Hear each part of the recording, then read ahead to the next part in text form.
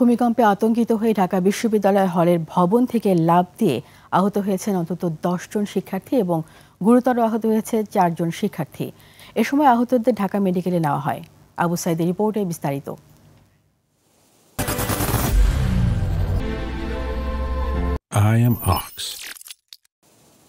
শুক্রবার সকাল 10:38 হঠাৎ ভূমিকম্পে কেঁপে ওঠে বাংলাদেশ।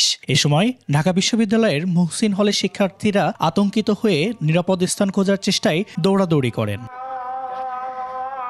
এ সময় হলের 4তলা ভবন থেকে লাফ দিয়ে তানজির হোসেন নামের এক শিক্ষার্থী গুরুতর আহত হন। এছাড়া এই হলের আরও 2 জন শিক্ষার্থী ছাদ থেকে লাফ দিয়ে আহত হয়েছেন। এতখানি ভাইব্রেশন হয়েছে, আমরা ভাবছি যে বিল্ডিংটা পড়ে যাওয়ার চান্স আছে। হল থেকে মনে হয় 5 জন লাফ দিয়েছিল। আমরা বেশিরভাগই হচ্ছে যে বের হয়ে নিচে চলে আসার চেষ্টা করছি। অনেকে আসতে পারি না, ভূমিকম্পের মধ্যে শেষ হয়ে গেছে।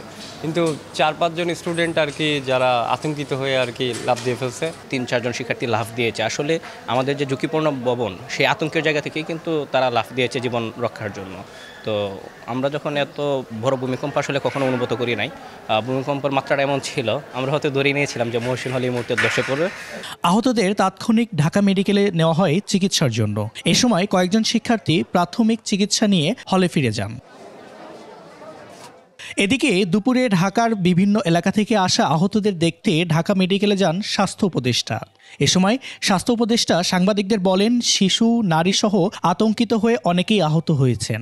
আহত সকলের সর্বোচ্চ চিকিৎসা নিশ্চিত করছে সরকার। চিকিৎসার কোনো ত্রুটি না হয়, এবং সেটা আপনারা তো দেখছেন এখানে যারা ভর্তি হয়েছে আলহামদুলিল্লাহ তাদের তো চিকিৎসা চলছে, এবং সবগুলো হাসপাতাল এগুলি বলা সব মানে সরকারি হাসপাতাল। মুহসিন হল ছাড়াও মুক্তিযোদ্ধা জিয়াউর রহমান হল, কবি জসিমউদ্দিন হল, সূর্য সেন হল, ফজলুল হক মুসলিম হল ও ডক্টর মোহাম্মদ শহীদুল্লাহ হলের কয়েকজন শিক্ষার্থী আহত হয়েছেন।